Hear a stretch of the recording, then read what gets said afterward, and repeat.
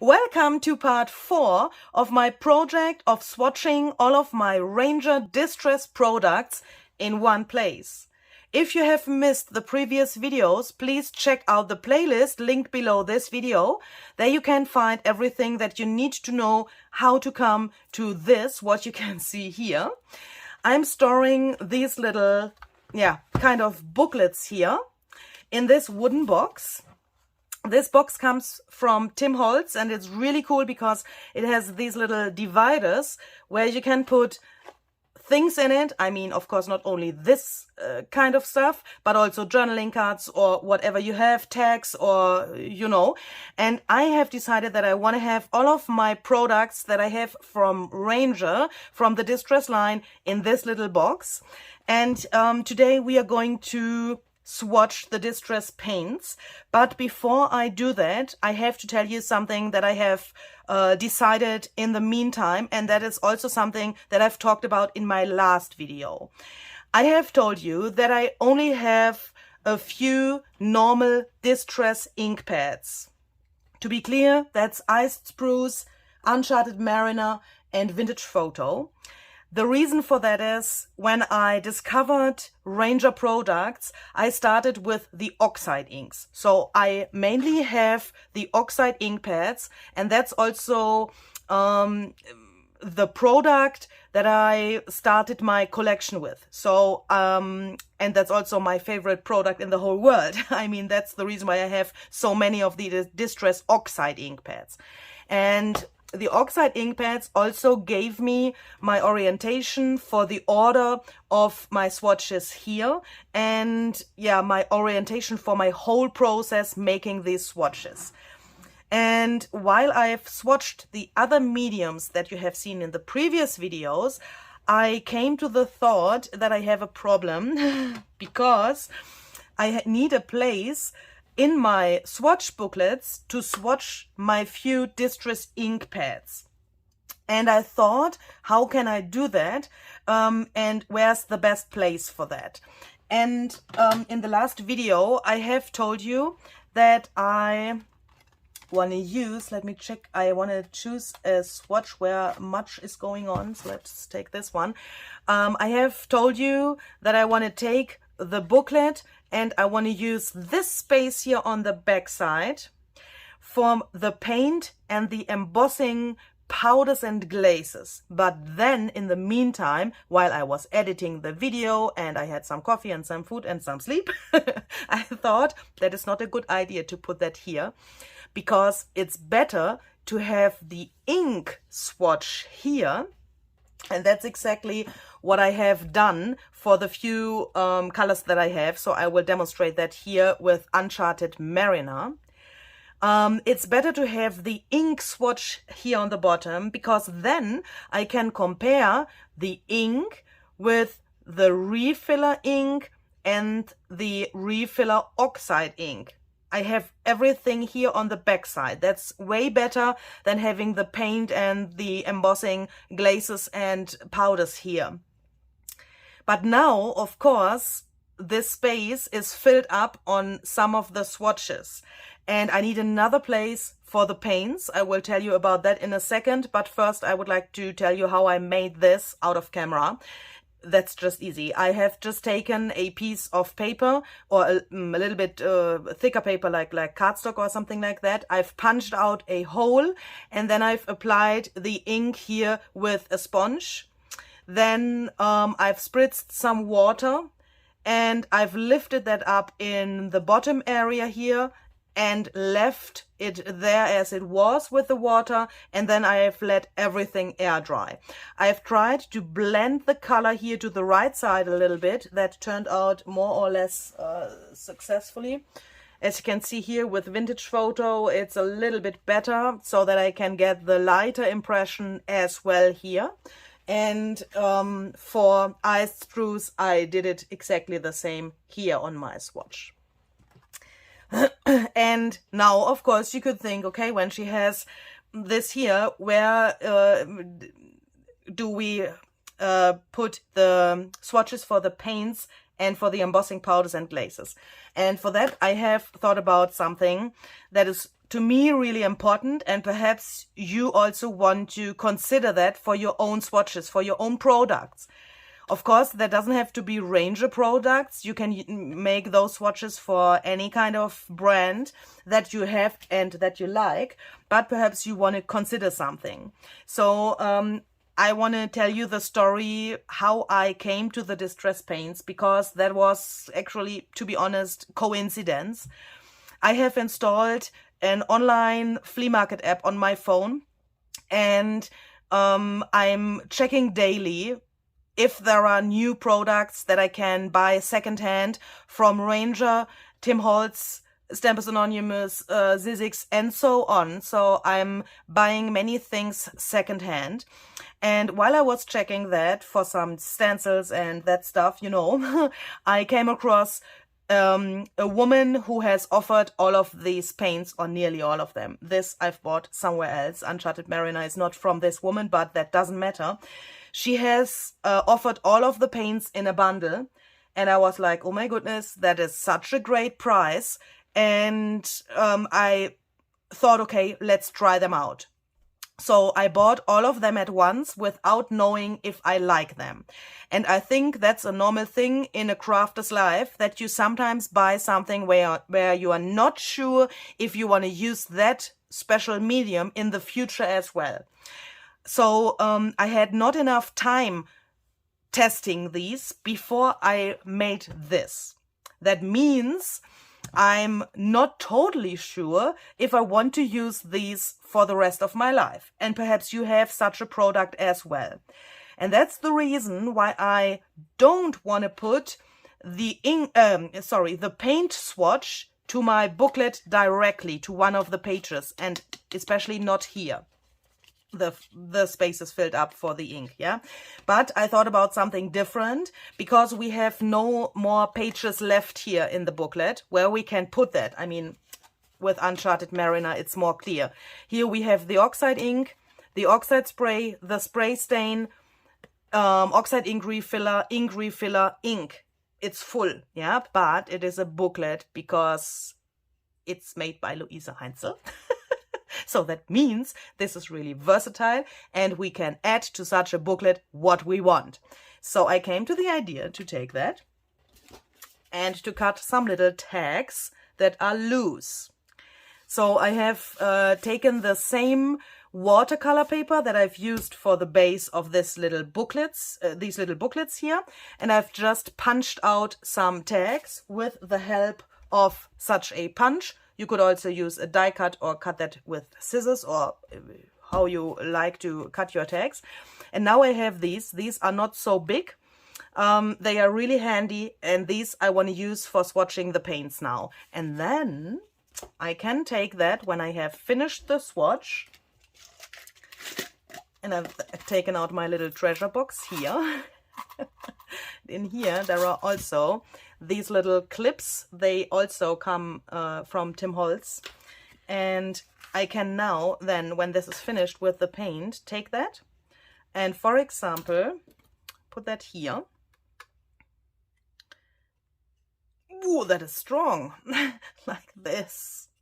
So like this, then it can stay here. I can take it out. That is really handy as well, so that I can take this to my project and see if it works, if the color works. And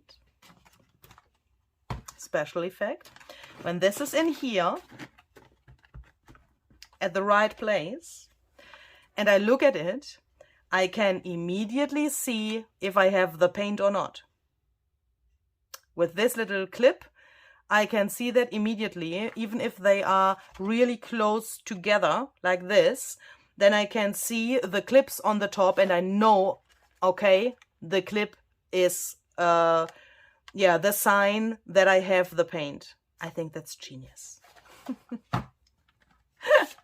Okay, so then, of course, you could also, this is leaving a little shit on my tag.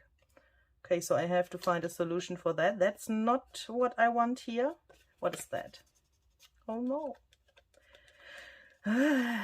The struggle is real. Yeah, you could also take the tag. I'm not happy about that. Yeah, let's see.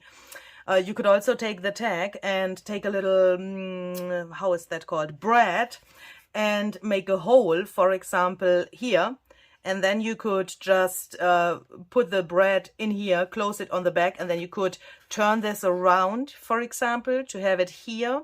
There are, I think, different options how you could include such a tag into a book, into such a booklet. You could even take a whole page, fold that, and sew that in here. I mean, this is like a little journal, isn't it? You could just make a few holes. For example, 3-hole pamphlet stitch would work here really well. You could put the page in, and then you would have this as a little journal. And perhaps you need more space for swatching a medium, then you could also put a page in here. I have thought about using those paints in the reality, I mean the real junk journal live. And then I came to the idea of how I want to make this. So I want to have a swatch on the front side that gives me an impression of the color, of course. And on the back, I want to paint this area black, leave this area white to be able to splatter to the back, because I guess I will use all of these colors mainly for splattering. When you create a project, let's say, for example, you have made a tag that looks like this, and you don't want to use black acrylic paint or white gesso to splatter, but you want to use, for example, vintage photo, so this is vintage photo, for splattering, or a darker brown ground espresso or something like that to splatter, then I need to know how that comes out. I mean, do you know what I mean? I think I will use these for this special accent on my projects by splattering to them. And that's why I want to have a splatter swatch as well. That means I will take all of my little tags that I have here and I will just take some black acrylic paint to paint this bottom area here black, approximately the half of this tag. And after that, we can swatch the colors. So I will just go over this like this and let that dry. And then we can go on, that's not totally black, I need more. And then we can go on with swatching the different colors. Okay, here we go. This is now all black and it's dry. The back side, of course, is white, and we can start swatching our colors. And I would like to do it like this. I have prepared my acrylic block, a paintbrush, of course, and some water for the splattering. So let's start with ground espresso. I will show you one example how I will do that here, and then I will speed up the video for the other colors so that you can get an impression of the colors, but you know, when you have seen it once, you got it. So I will first put a little bit of paint here to the bottom of the tag here. How much do I have to use here? I have no idea. Let's see, here I want to have it really intensive, so my paintbrush is dry. I'm just doing it like this, and then I'm taking some water to get a blend to the top here. I guess that was already too much, but that's no problem. Where is my paper towel? Here. I think that was already too much to get a nice blend, but as I said, I don't have any experience with these colors, so, or with these paints, so I have to try that out and see what happens.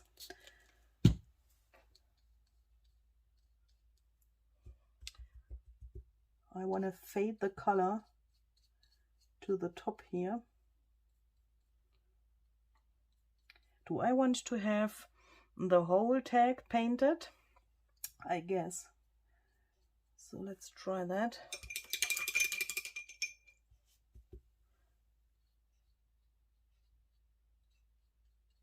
Oh, that works really well.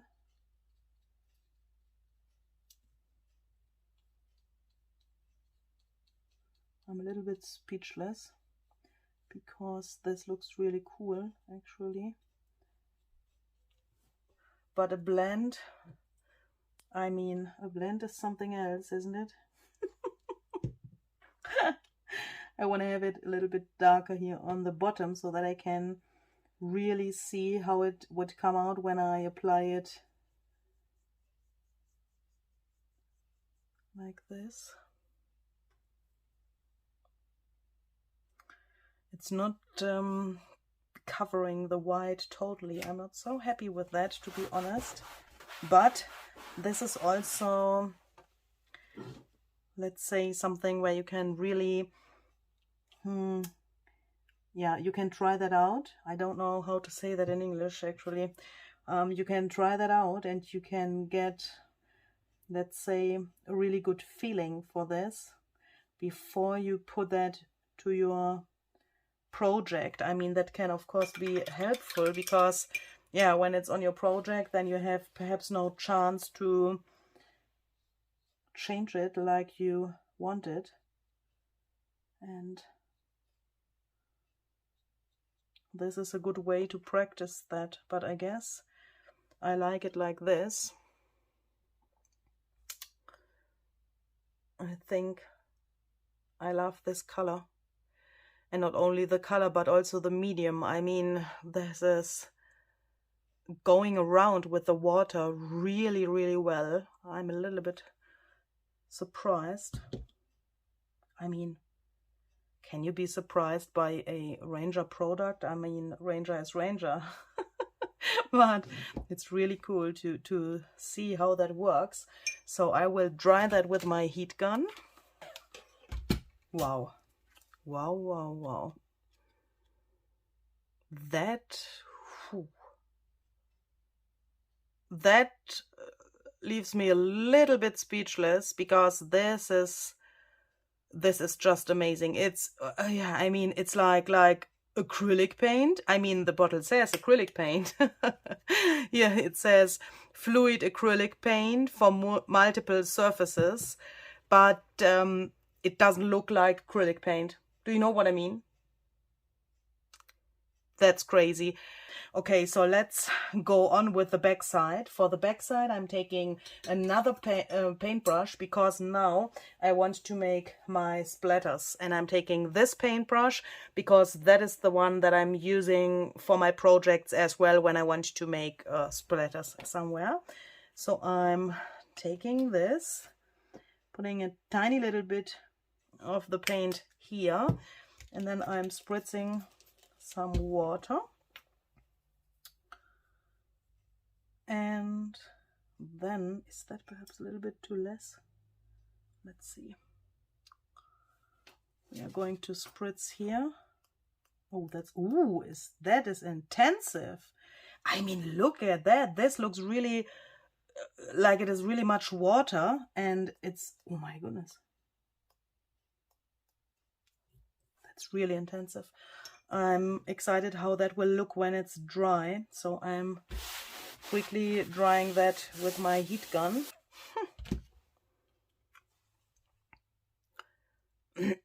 Look how intensive these splatters are. I mean, on the black you nearly can't see them. In the camera it looks like they are not existing actually, but in reality I can see them a tiny little bit. That could be interesting for projects that have perhaps a landscape during the night or something like that, or some Halloween projects could be really interesting made with this technique, this color on the black.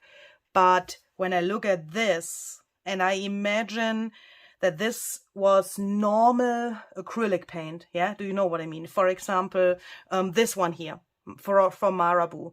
I don't want to say that this is a bad acrylic paint. Please don't understand me wrong. But if you have a mixture with this acrylic paint and water that looks as light as this is here, then you would never in this life get an intensive result like this.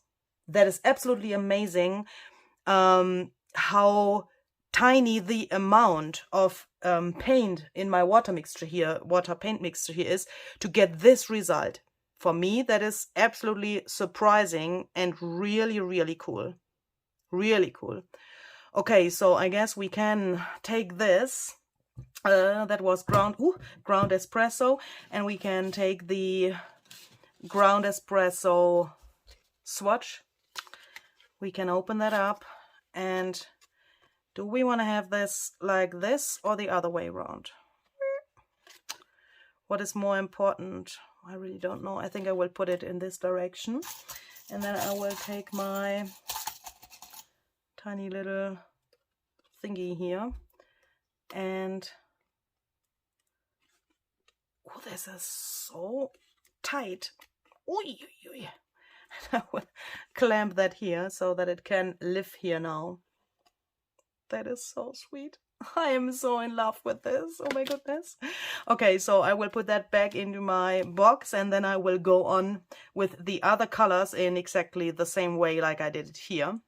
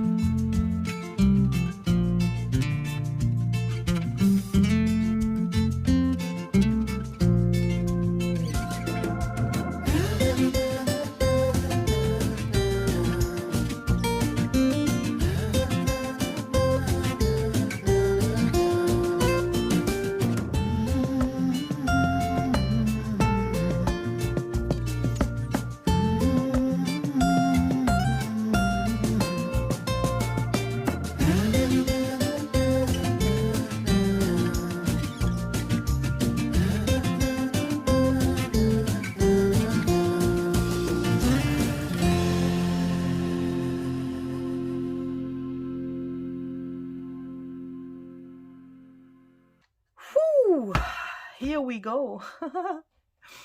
I have to say, I'm really tired now. This was really awesome, but I think I need some sleep now. But I have all my paint swatches in here now, and perhaps now it makes more sense what I've said in the beginning with these little clamps here. When I look to this like this now, I can see at the first glance where I have the paint from all of these colors where the clip is. This shows up really, really good. And I'm really happy to have that here now. I have some paints where I don't have the oxide ink pad or another medium like the sprays or the normal ink pad and that stuff. So where I only have the paint. That are Price Ribbon, Old Paper, Weathered Wood, Speckled Egg, and Mermaid Lagoon. They are there on my shelf, and I've just put the bottle next to the little swatch here. So like this, they are in my shelf like this. And the next thing that I want to do now is, or I mean, I will do that out of camera, yeah? I will show you that result in my next video. I will put the names here.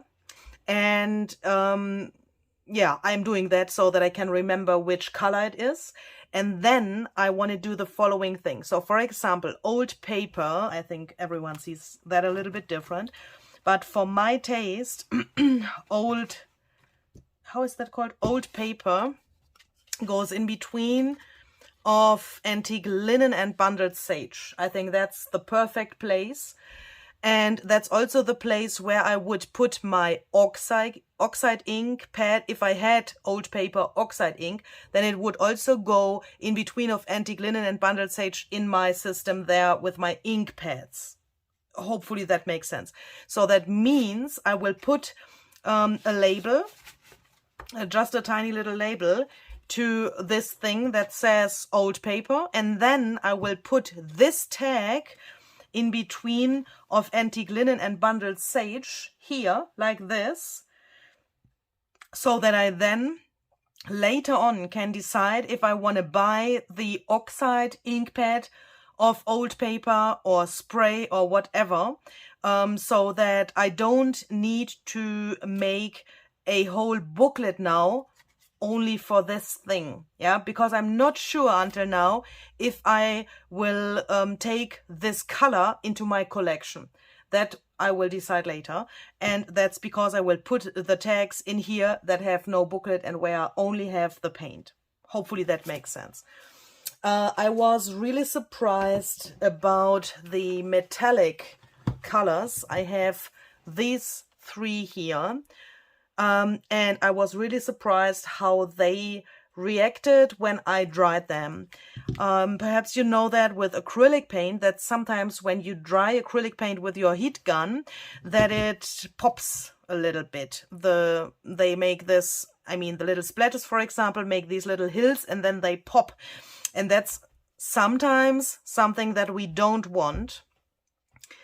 And here I have to say, they pop really fast. I mean, I have to admit I'm the person who is going really close with the heat gun to the project and I'm really impatient and I want to dry my things really fast. Yeah, when you have a, you know, this is the embossing tool. Here is much heat coming out. Do you know this little thingy? How is that called?